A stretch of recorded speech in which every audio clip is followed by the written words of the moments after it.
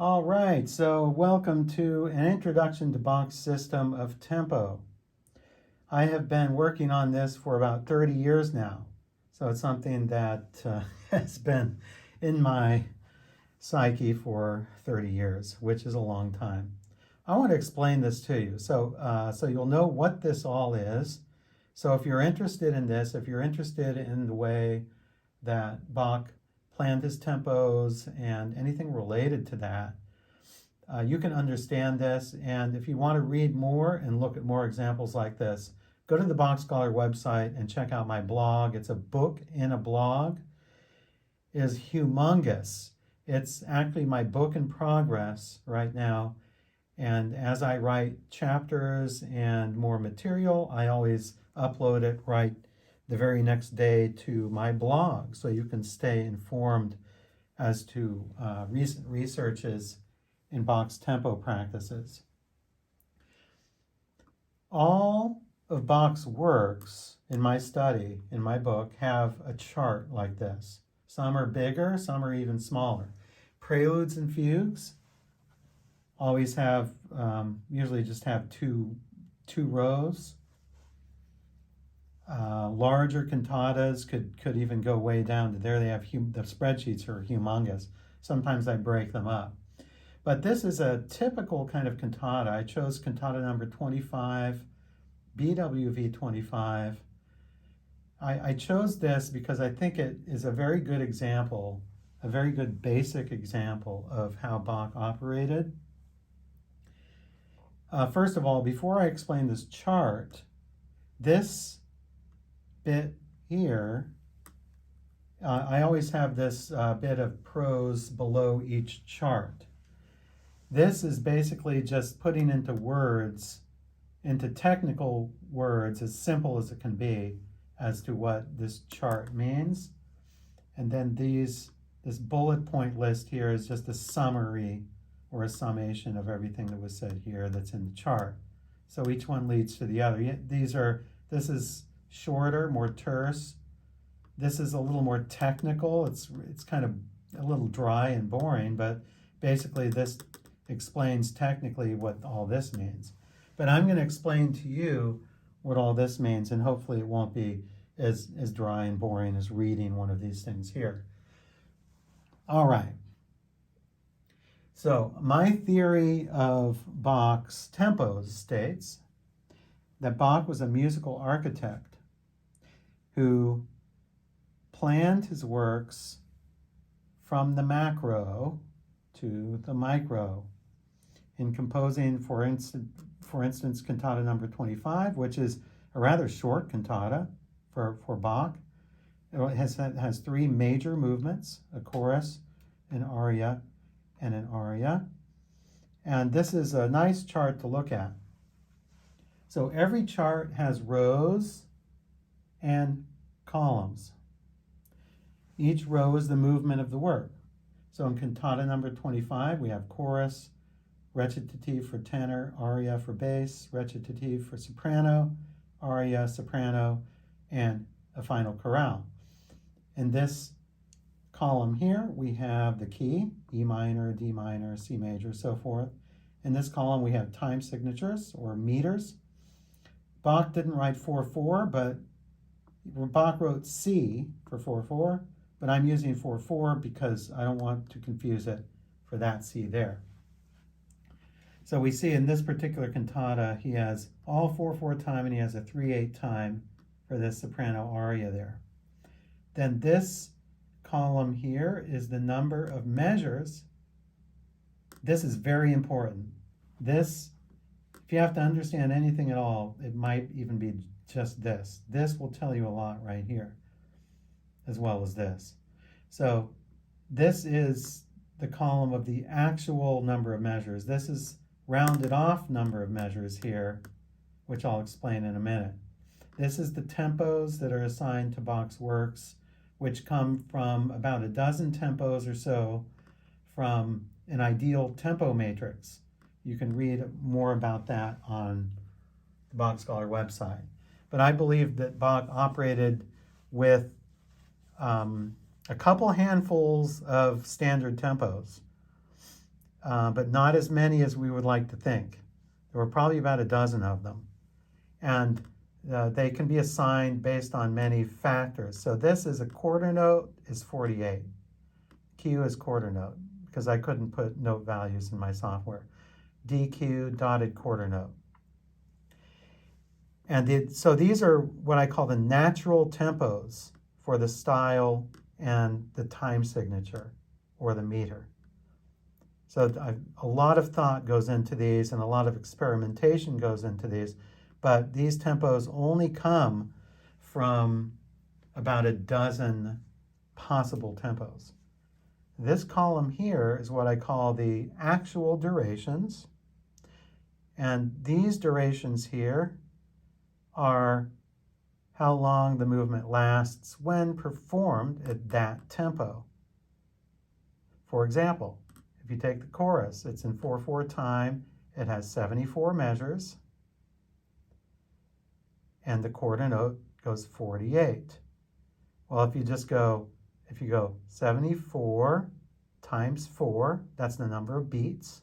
So you get the number of beats, which is 74 times 4.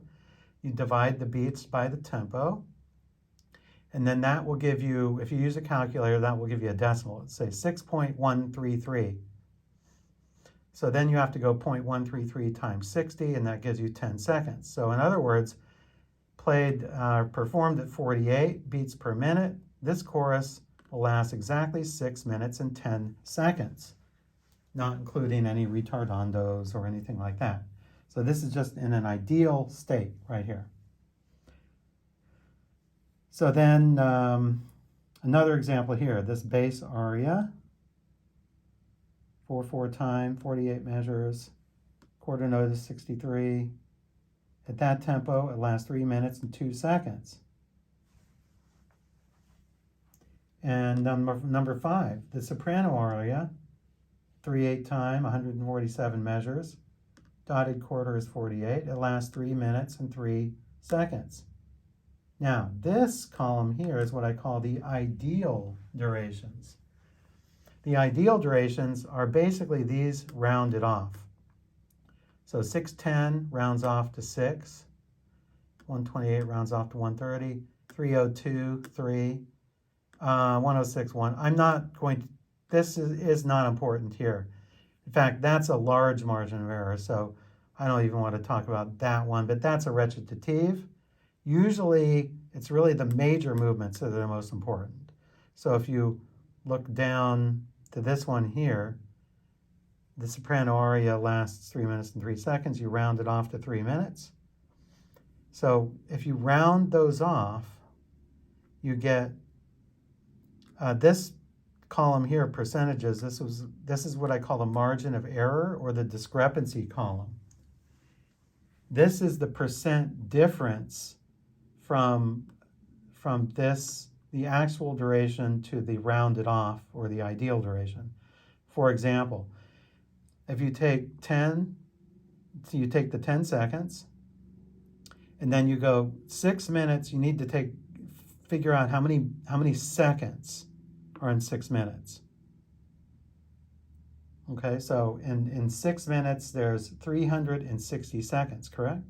So now you go 10 divided by 360, and then it will give you a 0.028 something, and then you just move the decimal over and you get 2.8%. In other words, 610 or 6 is 2.8% off from 610, which is pretty close. These are even closer. Look at this. 302.85 and 3. The difference is only 1.6%. Here, the difference is only 2.1%. Now, this column here is what I call the duration ratio column. The duration ratio column is the reduced values of these here. So if you take each of the major movements from this cantata, there's 3 major movements: chorus, aria, aria. 1 chorus, 2 arias. So I believe that Bach planned the first chorus to last 6 minutes. And if he did that, then he would have had to have known his tempo beforehand. So let's say he planned that. Let's say, okay, I'm going to compose a chorus and I want it to last 6 minutes. If this is the chosen tempo, then how many measures do I have to write to make 6 minutes? Well, Bach was a pretty smart man. He could have done that easily in his head. So he figured out, oh, I need 72 measures. If this is the tempo, I need 72 measures of 4/4 time in order to last 6 minutes. It's really easy to figure out, right? Okay. So I believe that Bach figured that out first. Then he composed the chorus. And he happened to compose 74 measures instead. Oops. 2 measures over in this case comes to about 10 seconds, which actually for Bach is a pretty big margin of error. Actually, 2.8% for Bach is actually a lot. Usually the average is about half of that. So 6/10 is even a large margin. So he got 2 measures off. You can't achieve 72 exactly. If Bach told himself, okay, I want to compose 72 measures for this, that's not easy to do. He reached 72, but then he somehow had to bring it to a close and maybe add a couple final bars or something. So it brought him to 74 measures. But so that be it. So it's done.